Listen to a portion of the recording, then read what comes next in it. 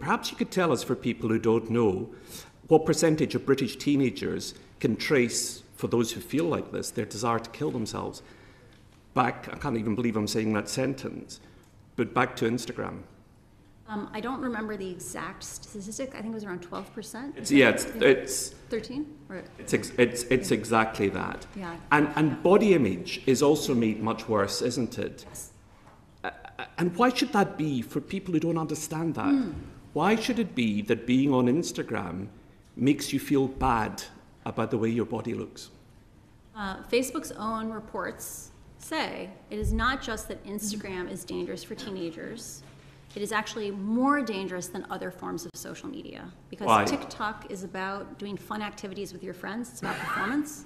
Snapchat is about faces and like augmented reality. Reddit is at least vaguely about ideas.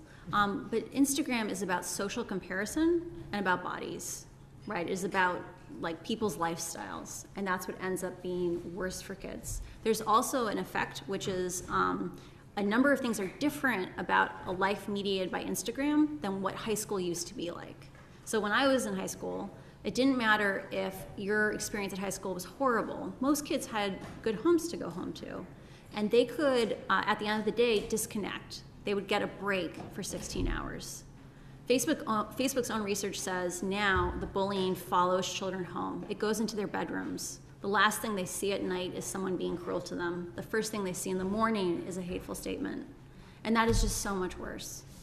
So they don't get a moment's peace. They don't get a moment's peace. If you're being bullied all the time. Yeah.